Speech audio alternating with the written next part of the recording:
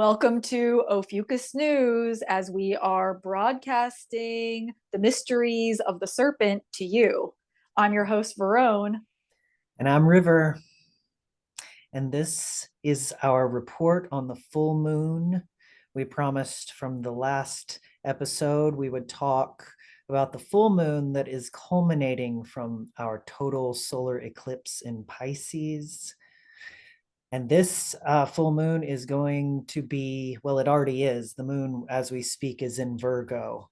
And this moon is perfecting in late Virgo. Yes, in late Virgo, in the skirt of Virgo. And I think it's important when we are talking about the stars and the constellations to remember that there's going to be a different flavor, there's going to be a different magic and medicine depending on what luminary or planetary body is where they are in the constellation. So, Virgo being really large, we've got the head, we've got the chest, we've got the arms, and then we've got the skirt of Virgo, where all of the hidden mysteries are. This is where this full moon will be taking place, in this like hidden, mysterious skirt of the great goddess Virgo. Yes, and when I was just upstairs pulling a few cards about this full moon, and the Hermit came up, and the Hermit card is the card associated in the major arcana with Virgo. And I think that these lower regions in the skirt, as far as the hidden mysteries, as you said, but the essence of the Hermit, the one who goes within to discover, self-knowledge as what that involve these mysteries, that involve this occulted information, which the stars in particular that this full moon is conjunct really speak to those things that have been hidden, covered, occulted. So with Yeah, I mean that, the yeah. journey of the hermit too is like, I think you can see the hermit as either going to the apex of the mountain or deep within the cave. The hermit is like the journey of one. Only you can uncover your deep hidden mysteries. I see the hermit and the grim reaper being almost interchangeable sometimes, as what has been veiled the most to all of us is what happens in the beyond, what happens when we leave this life, or what happens before we come into this life, and all of those hidden mysteries where people talk about like the veils getting thinner or beyond the veil. All of that is the magic and mystery of the hermit and the grim reaper and death. That is all really held within that like magical skirt of Virgo being the one who is sovereign, Virgo being the goddess. She's been seen as so many different goddesses throughout time and different cultures. So what is the goddess holding within her skirt? What is the part that is been hidden, or the part that has been covered that is now being uncovered to you? I think this full moon is going to give each one of us an opportunity to reclaim a piece of those mysteries, as we've done a lot of purging. This eclipse season has been like nonstop release and nonstop like timeline collapse. So I think this is a really cool opportunity for all of us to see maybe that piece of hidden mystery, or that piece of self that has otherwise been blanketed or occulted or hidden or invisible or sleeping. Yes, because at the full moon, it is a time of illumination. And yes, we are very much still in eclipse season. I mean, the fact that this is culminating from that eclipse, before we even like pull up the image of the sky, I mean, how do you feel on this side of the eclipse? I just feel like we should just note, for me personally, I feel like everything is a little bit different on this side of the eclipse.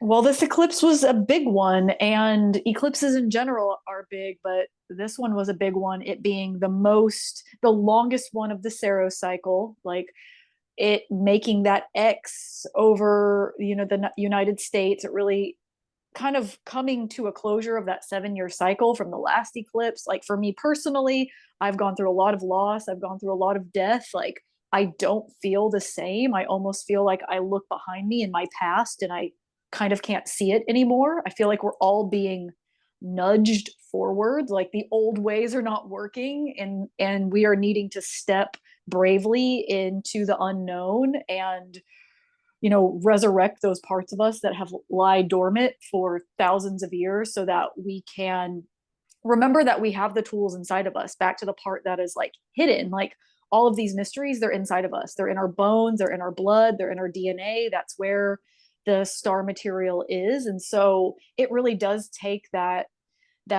time with yourself, like the silence and that space within. You're not going to find the answers out there, you're going to find them in here. So I would think that most people are probably experiencing a lot post eclipse.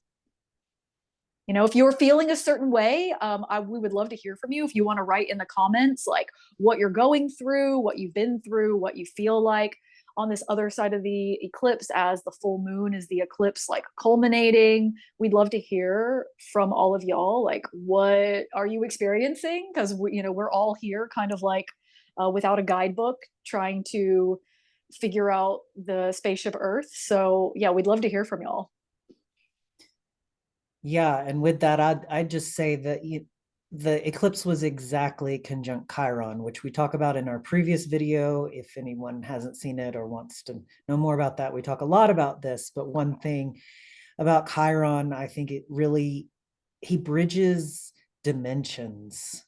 And I feel like I have been seeing signs in the sky, kind of peering into realms that I was not aware of previously, or I'm getting glimpses of realities beyond this one or within this one, and I just feel like that is part of the Chiron piece. Yeah, I feel that so much, as Chiron is the key. So like as we unlock these doors of other dimensions, like dimension just means we have more movement. Like that's really what dimension is. We're able to move through time and space in a different way. Before maybe we just went left, right, up, down, forwards, backwards, but now we can go through and we're able to perceive something more. Perception is a huge thing because something can be right in front of your face, like literally right in front of your face, but without the tools to perceive it, it will go ignored. It will just be invisible to you. So, has this all been here the whole time? Have these different dimensions been here the whole time? Have we been able to, bridge worlds? Sure, but like now we're able to have more access to the light spectrum and see more and perceive more, as like you and I both have been seeing, as like I've had a lot of friends die and I feel like I'm getting messages from them, like by seeing things that maybe I wasn't able to see before, but now that I have connection to these other worlds and other places, I'm able to receive the signs and messages from these places that were once maybe unseen. Yes.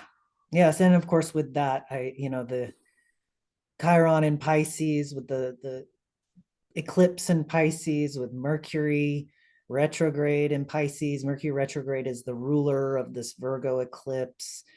Venus in Pisces, Eris in Pisces, Cetus, Pisces, Cetus. There's so much Pisces, Neptune, Pisces. You keep So I saying mean, Pisces, I'm gonna float Pisces, I away. know. But yeah, things are strange, but it's also that like compassion piece of like, holy shit, what's going on in our existence, and how can this how can this be okay to so many? I mean, I feel like this is what Chiron is like. I mean, this is also the Chiron return of the United States. It's like just like, but it's also what are the new things that we're going to bring in and change in regards to the humanitarian piece, in regards to like having compassion for all people. I won't go on and on about that, but I just think that that is a big, all that grouping in Pisces. And now we're here at the full moon. in Virgo, we had the very first eclipse that was a partial lunar before that solar eclipse in the upper regions of Virgo. Now we're down at the full moon, culminating from that total solar eclipse in the lower region in the skirt of Virgo. So I'll go ahead and pull that chart image up rather. Okay. So you ready to talk about this? Yeah. So here is Virgo. And here we have the moon. Down here you see her legs down here. So this is the final stretch of Virgo. Here's the constellational boundary. So into Libra. So we're getting towards the cusp of Libra. But this is that final area of Virgo. Virgo's aligned to this star Syrma. And there's another star here named Khambalia. I think of these as kind of having a similar influence, Syrma and Khambalia. I know Syrma connects to one of its names, Al Ghafar. It's that which covers, to cover or suppress. And then Khambalia is that other star that's right here where the hand is. And its name comes from the crooked, or means the crooked claw, which is another name for the swastika.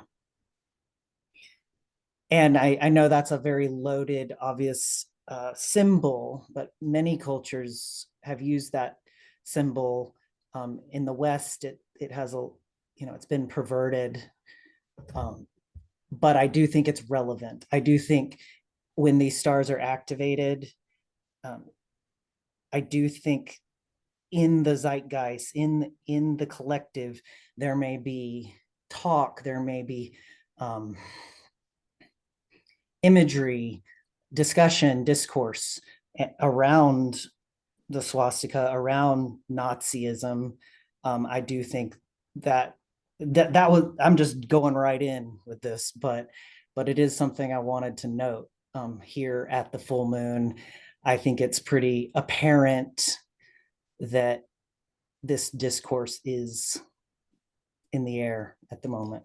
But even with these stars too, this like element of occultism, of magic, of hidden mysteries, that's also wrapped up into what you're talking about. That the symbol, the crooked claw, was used in conjunction with occultism, with magic, with all of the mysteries. Not that it has to always be that. I think that a lot of things can be neutral, and it just depends on how things are used. As symbols have been used for a long time to program our subconscious. Like there's symbols on everything. Like everything has symbology. We're using it all the time. So these two stars of Syrma and Khambalia, especially Khambalia, very much connected into occultism and the using of magic, and occultism very much connecting to the cosmos too, like the not just earthly magic but magic of the stars. And like as somebody who practices, as we both like practice different types of like magical workings, like you can use things for like sinister purposes too. Everything can be taken in a direction of something that's helpful or for personal, like reflection and awareness and knowing more about yourself, or knowing more about the universe. And also things can be used in order to control and to manipulate people, in order to blind people or conceal information, to only show people what you want to be show, what you want them to see, and hide the rest. I think that it's on a deep subconscious working. These are deep subconscious programmings that have happened for a really, really long time. And we can see this now today of like information that like whatever control systems want us to see will be very blatant, and what they don't want us to see, they're going to like censor and conceal. So we're seeing this a lot right now. This is happening so much right now. And as far as like political parties go, each side is like calling everybody a fascist. These words are like really being used a lot, and it's going to be reflected in the cosmos and in the stars, and so I just see that like with the eclipse culminating in these like stars of mysteries, stars of occultism, things that are hidden and concealed. Everything that is concealed can also be revealed, and I think that it will take each one of us going inside of us, taking that path of the hermit, going within our own hidden mysteries and skirt beyond all the layers of programming and force perception. We've been indoctrinated since before we were born. We're literally like been programmed since before we were born of all these different like systems of thought and belief, and going beyond that and like questioning your own beliefs in order to really get to the truth, in order to get to the authenticity, in order to get to like the real like magic that is like woven throughout the entire tapestry. It's not going to be spoon fed to any of us. It's not going to be in one book. You're not going to just be able to be like, aha, I found it here. It's going to take like a different type of awareness and taking responsibility for yourself too. I think that's a huge piece of like, I mean, Virgo is the sovereign goddess. The only way to be sovereign is to stop pointing your fingers at everybody else and take responsibility for you, because we're all playing a role in creating this world together. If you're going to like live in denial, well, then you're going to be like running those programs of denial and like blindly walking through life. It doesn't mean we have to be tuned into like doom and despair, but I can say personally, like anytime I've tried to like pretend something wasn't happening that was, or try to shove it under the rug, it doesn't make things go away. It honestly just makes it fester. And like facing the shadows and facing your own shadows is some of the most powerful work we can do here. Like, because the only way to alchemize and transmute the shadow is to look at it with our divine light and really like allow it to be seen, because that's the way that it can dissipate. That's the way that it can shift and change. Like continuously putting like blankets over the problem isn't going to make the problem go away. So I see that you can have this on a very personal and collective level. Everything's going to be personal, and collective, because we're all here together. So yeah. Yeah. Um, my train of thought listening to you speak is like the key. We talked about Chiron being the symbol is the key, and just this notion of the key with these stars. I think about a quest, kind of akin to the Lord of the Rings, searching for taking the ring. I won't even try and remember all the components, but like it's that quest through the coiled mazes, through that inner discovery, and you're carrying, in this case they had the ring, but the key, and you're even J.R.R. Tolkien had Uranus conjunct these stars. So I think that's one of the examples I use with these stars. But there's something to be gleaned by taking the key and like going into the hidden mysteries. These are also the stars that line up in our current paradigm just before Samhain, Halloween, Samhain. A few days before, that's when the sun transits these stars. So, in tropical astrology, we'll say this is happening in Scorpio. Now, there is a scorpionic feel, I think, with these stars of the occult, and but like death mysteries, like the mysteries of death, the mysteries of beyond, and even the reference to the Lord of the Rings as they're questing, as they're spiraling, as they have their key, their ring, the eye is watching them.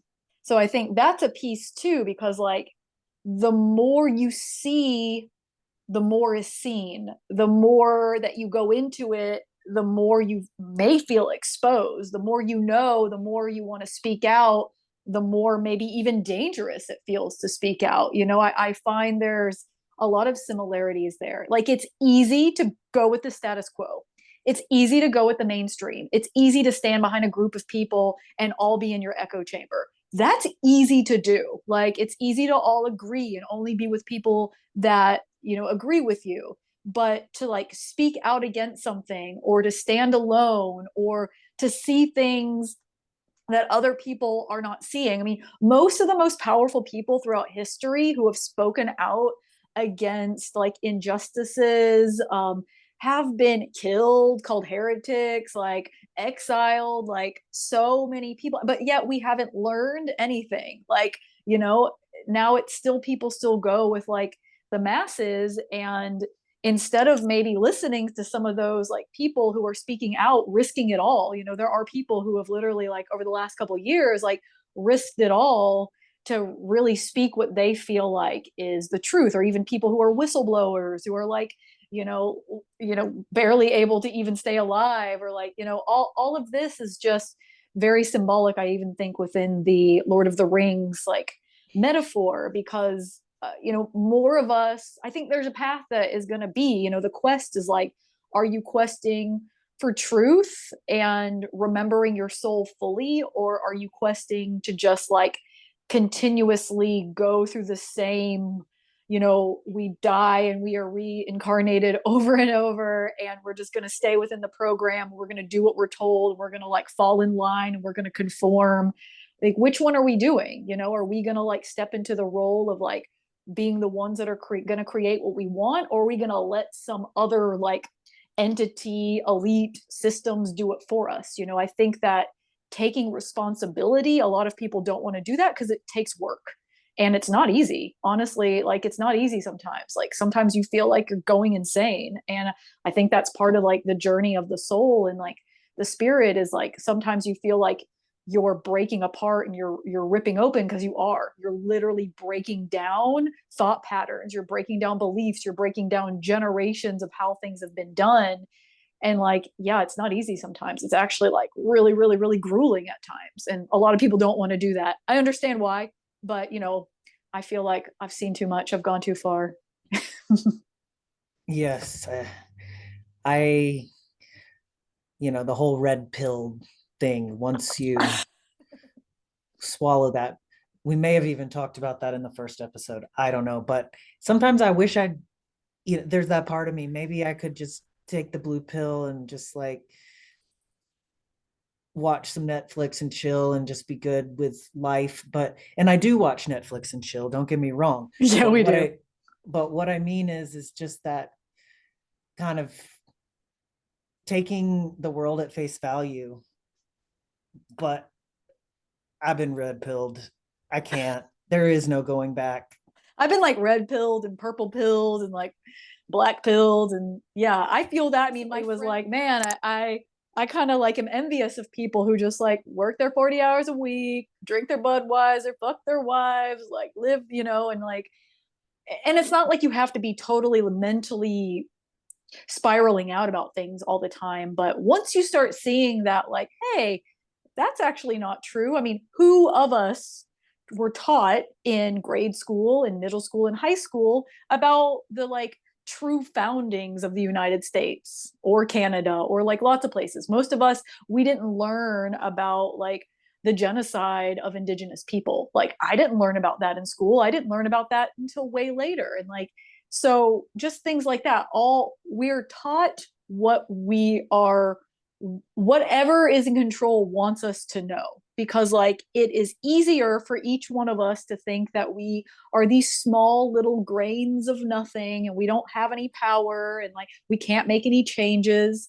But it takes a lot of determination and dedication to remember that we are dynamic souls, each one of us like deserves and deserves to be here, and we get to reclaim our birthrights, and that there is no group of people that is like better. I can't believe that we're still fucking at that place. And the more we pretend like it's not happening, it's like, well, it's, what, are you going to wait till it happens to you? Like, are people waiting? Like, people are only going to care when it happens to them and they're going to be like shocked. It's like, but this has been happening, you know? So yeah, I'm not surprised that what is happening in the world is happening, because like certain nations have been founded on what's currently happening. So, we have to really remember things historically, or they're just going to repeat. That's what a pattern does. It'll just keep happening over and over and over until enough of us are like, no, we don't want this. So I do think we're at those critical points here on Earth, and a lot of us are feeling that.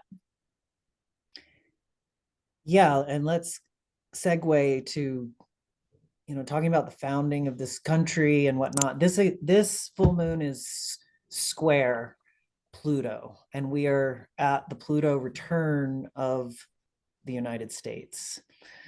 So it's a big moon in that regard. As far as Pluto, this is the first time Pluto has returned to its position since that signing of the Declaration of Independence. And so it makes sense, yes, that we are experiencing some similar themes, as well as the notion of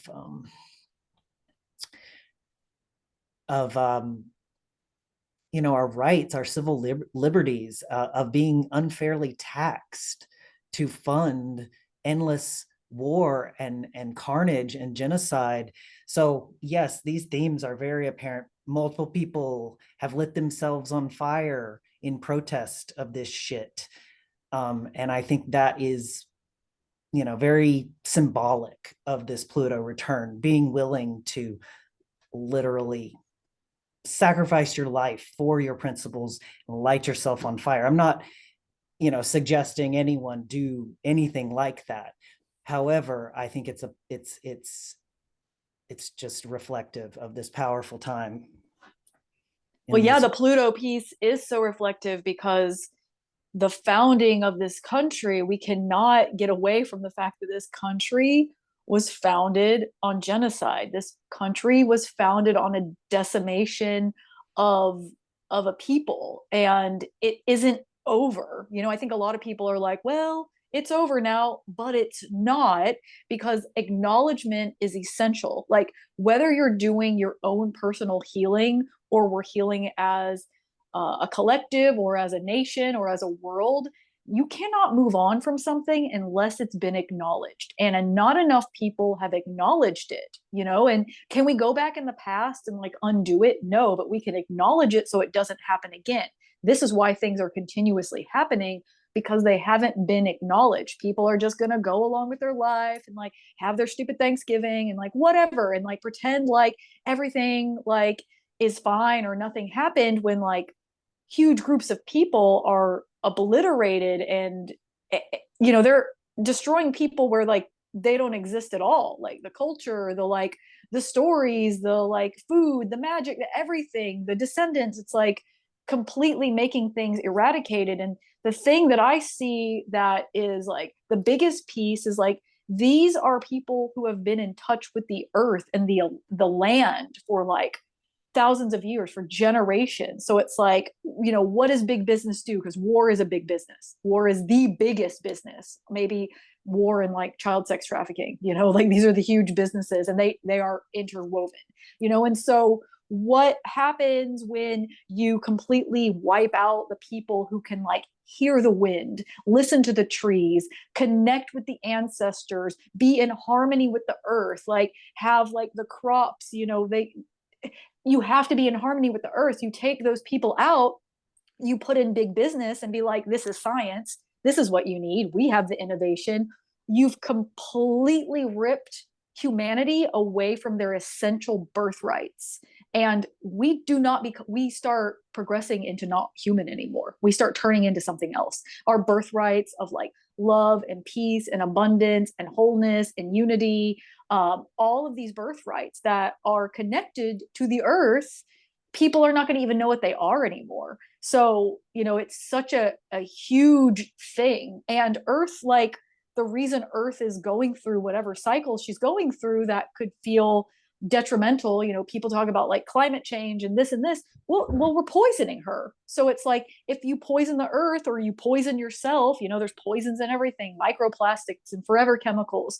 Yeah, there's going to be consequences to that. Like, every type of disease is a symptom of the poison that's here that doesn't need to be here. There's like a poison. And like, this just goes back to Ophiuchus, the serpent. Like, the serpent medicine is like the poison that can kill you and the poison that can heal you. So like, we really have to see how things are poisoned. Like, what poisons are we taking in? Like, why are there poisons in our water systems? Why are there poisons in the ocean? Why are we eating dyes? Why are we giving our babies like chemicals? Like, why are we giving them poisons? Like, we're poisoned since birth. Yeah, of course you're going to get sick. Like, your body can only take so much, the earth can only take so much. So I see that this is just the acknowledgement piece is so huge. Eris and Cetus, bringing that unconscious to the conscious. The longer you don't acknowledge it, the worse it's going to get. That's how it goes. So Yes, Eris. I mean, giving her voice, and we did in the last episode, but noting the connections here. I mean, the first eclipse that was in Virgo, the partial lunar eclipse, was governed by Mercury. And at the time, Mercury was conjunct Eris. And that's where Mercury stationed retrograde. So that was the seed, Mercury, um, the avenues of communication is conjunct Eris, goddess of chaos, goddess of truth and acknowledgement. Um, so the whole journey of Mercury, who ruled the first eclipse and is now back to ruling this full moon, culminating from the solar eclipse, Mercury's been dancing back and forth, like started with Eris, went over Chiron, and it is now with the North Node, the head of the dragon for this full moon, is about to station direct and will go back over Chiron, back to meet Eris. Like, what is that whole journey? So this journey with Eris and with Mercury and with Chiron, it's all very much part of this soup that we're in. But acknowledgement is key. Back to the key theme, acknowledgement is key. And so I think this full moon is still an opportunity to really reflect Mercury retrograde on those, on just like what this whole eclipse time has been about, what it's brought forth personally, collectively, and what is in need of healing, what is in need of acknowledgement. yeah, I think my recommendation, I like to give people some things to do for the full moon, is because the full moon is tomorrow, the 23rd, and Where we live, just where we live. Yes. Eastern time in the United States. So adjust that as Yes. necessary for wherever you may be. Yes, but we're in it now. I think that this full moon in the skirt Around of seven, Virgo. I think it's around 7:30. I have it written. Oh, here it is. Keep talking. Keep talking. Okay. So the full moon in the stars of the skirt of Virgo, khambalia, syrma, these deep mysteries, square Pluto, the culmination of the solar eclipse. I think this is like a really good time to, even like sit in silence with yourself, maybe like take a hot bath and like go turn inward and see what needs to be acknowledged, see what mysteries are wanting to step forward, see what parts of you that were previously hidden or buried or locked in a vault, the things that weren't ready yet to come out, like see what is wanting to step forward. As a lot of us have lost a lot of us have purged, like, I've talked to a lot of people. I know a lot of people who have died recently. Like, I mean, two of my like dearest friends I've lost. Like, there's been a lot of loss. There's been a lot of clearing. There's been a lot of like timeline collapsing, and see what is ready to step forward. Like, the old things, they are crumbling, and these new parts, crossing the abyss of Pisces, like, so many planets still doing that. you're going to be accessing parts of you that you didn't even know existed. This is why like it's important for these transformations and transmutations to take place, because like a lot of us are not satisfied with the status quo, and like who you were last year may not be who you are now. Who you were last week may not be who you are now, and that's okay. Our souls are freaking gigantic. We've got limitless, immortal, non-locational souls, and you are trying to have more of it embody. So the parts that are done, the karma that's cleared, that's gone, and now these new parts are coming in, parts that you maybe haven't had access to for like 2 to 5,000 years. We're really like bringing that ancient futuristic together. So whatever's stepping forward, I would allow it to step forward, and take that inner time to reflect and see what's wanting to be seen within you. All good advice right there. Stop it. um I wanted to show everyone the Shapley attractor to kind of segue. I don't know what the segue is, but it's an important piece that not only is this taking place in the stars of Virgo, where we already showed you, but this is also in alignment to a gravitational anomaly called the Shapley attractor. Can you see that? I can see it. Oh, let's see. Looks great. Looks great. That's one Shapley attractor. But what I want to, so you've probably, some of you maybe have heard of the Great Attractor, which was the greatest force compelling our local group of galaxies. We're in this local group. This arrow is the motion of our entire group of galaxies that are in motion, and they've, for some time, the Great Attractor was like the largest thing that had been, I say observed, it's in the zone of avoidance, so it's only observed through I believe X-ray, like because the arm of our Milky Way actually shields, the clouds of the Milky Way shield our actual view to actually observe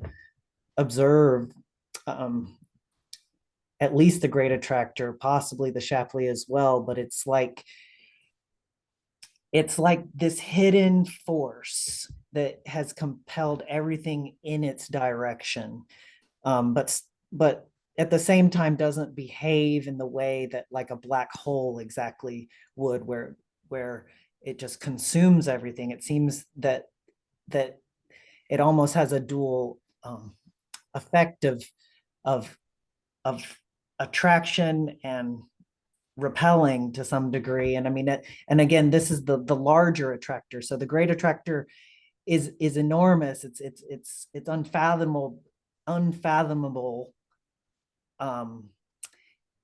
But there's something even greater, and that's the Shapley attractor. And the Shapley attractor, we're talking about the forces of repelling as well as attracting. So there's this polarity of these, like, just enormous forces of the universe that are compelling our group of galaxies toward it. So this is and this is where the yeah, full moon is going to be aligned to the Shapley attractor, because this is the area in the sky from where we can see that the Shapley attractor aligns to. correct. I think I do have an image.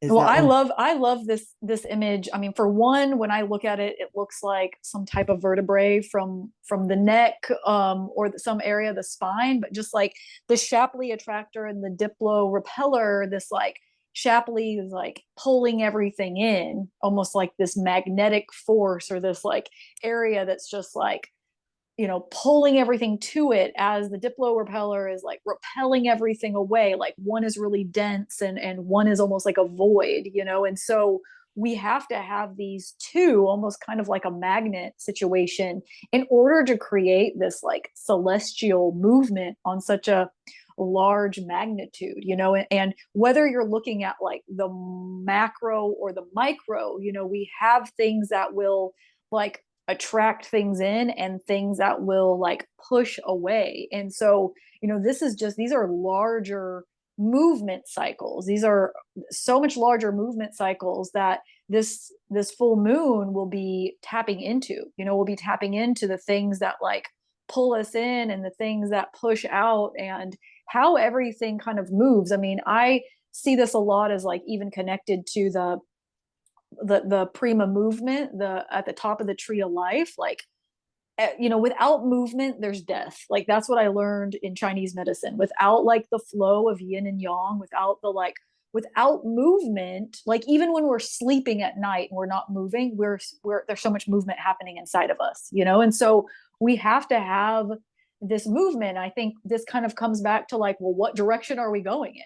What movement are we going in? Like, where are we going? What are we attracting, and what are we pushing away, and like what direction are we going in? Like for me, everything can go back to like the individual, or everything can go back to the micro, even though these are like huge, huge, huge systems. I also think like the cosmos exists inside of all of us. So, I do think this is also an opportunity to think about like the movement and the direction that each one of us is wanting to like walk in. Like where are you going? Like what direction are you wanting going? Are you wanting to go into like doom and despair and like control, or are you wanting to walk into like freedom and justice and equality? Are you wanting to go into the status quo and like working a job you hate, or are you walking into like creation and creativity and like living the life that you like deserve? I think that we have choices, and the choices come from within us, and if enough of us create like the momentum, things really do change. If enough of us are turning the wheel, if enough of us are like, taking back our power of the Shapley attractor, I think that things could really change on a larger scale. Yes, because I do agree. These are power is this is a full moon square Pluto, planet of power. The Shapley attractor is also very much about power. I mean, it could be the power of in the sense of your own empowerment. It is also reflected. I've seen it in a lot of charts of individuals who are pulling a lot of strings. A lot of those in power, pulling the strings. And do you want to be the puppet, or do you want to be the puppeteer, kind of a thing? I think that's an analogy with all of this. I mean, there's also just that force. I think you could make an analogy to God, goddess, like the force, going to another movie, but to the Star Wars reference, there's the force and there's the The force is what gives the Jedi his power. It surrounds us, it penetrates us, it binds the galaxy together. I'll never turn to the dark side. You failed, Your Highness. I am a Jedi, like my father before me. Force, and there's the Empire. And I mean, I think the Shapley attractor embodies all of that. But like, what is that force that has many of us believing in something greater, whatever that is. Scientists have also created a model of a structure located in the opposite direction from the Shapley supercluster. There, astronomers discovered a region of extremely low density called the dipole repeller. The Shapley supercluster pulls celestial bodies away from this region of space due to its insane gravity. So, yeah, we're going to wrap it up here for this episode. Wrap it up, today. be safe and wrap it up. Yes. I think, like I said, tune into yourself. Like, remember that astrology is not ever one isolated event. We are continuously building to something else. I mean, we did just have the Jupiter-Uranus conjunction, which I think is like super powerful, and it's reminding us of our individuality and our uniqueness. Again, uncovering what maybe has been covered. If there's something that you've been like hoarding inside of you, or if you're like you've been afraid to like be this part of yourself because you're afraid you're going to get judged, your family's not going to like you, or blah blah blah, whatever, it's like now is the time, I think, to like really start acknowledging those pieces, because it's going to take us doing something new.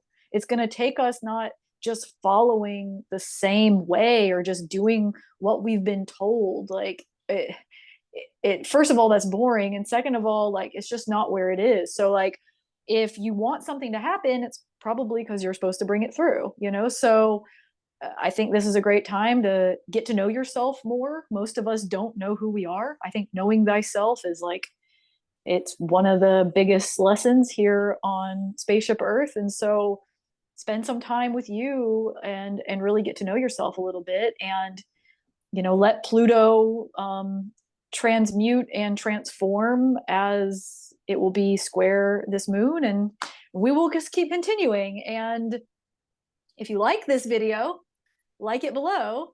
If you like this channel, we're going to put out more. Subscribe to it, share it with a friend. Like, we're here to broadcast a different type of astrological lens amongst the mainstream astrology. We're going to be screaming from the edges to bring something new in, something old and something new. So if you like this, like it and subscribe below. Yes, and I just want to end with, I never acknowledged, talking about acknowledgement, that the sun has now entered Aries. So the rest of this cycle, I mean, that's where the moon is receiving its light. So you're talking about the selfhood, that Jupiter-Uranus conjunction that was in late Aries. But the rest of this cycle, as the moon culminates and then will start its waning journey, the sun is, starting to ping those stars of Aries. So there's also an awakening happening. There's, it's almost like opposite the waning moon and this like burst of Aries, but it's part of the energy here. And as Mercury will go direct as well soon and retrace those steps. I think that there's going to be also some momentum building. Yeah, well, Aries is all about like the emperor, or like reclaiming your throne. And each one of us has a throne, and we can choose to sit on it, or we can choose to ignore it, or we can choose to let somebody else sit on it. So like, are you the charioteer of your chariot? Like, are you, again, like, are you the puppeteer, or are you the puppet? Are you the one that's like standing in your power, or are you giving your power away? Are you going to take responsibility for yourself? Are you going to like be in victimhood? I think that we have a choice every single day. It's a daily practice. It's not just like one day. It's like, it's a daily practice of how we show up for ourselves and how we show up in life and how we treat other people, and like what direction are we wanting to move in. I think we do have a choice, and to think that we don't have a choice just leaves it kind of like, I think it's important to have faith and belief in that things can shift and change, and that like, not everything has to just like turn into something that we don't want. So I always have to hold my faith and my belief in my own soul, and we are powerful and dynamic beyond belief. I know that for a fact. Like, our souls are massive, our souls are immortal, and the more that we can know our souls,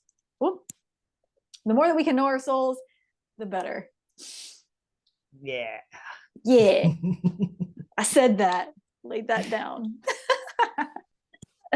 Yeah, again, like and subscribe, and please share. And if you want Ophiuchus news on Rumble, check out Rumble. Oh yeah. free speech alternative to YouTube. We're on YouTube as well. No shade to YouTube, but also check out Ophiuchus News on Rumble. Yes, and I will just plug too, if you are looking to know more about your own personal star chart, if you're wanting to know more about what stars are working for you and with you in this life, both I and River provide that service. We could do it, each one of us do it, and we also offer collective sessions where we both show up for you. So, whatever you're looking for, tune into us. We'll link our individual Instagrams below. So, yeah, blessings to everybody out there, and thanks for watching.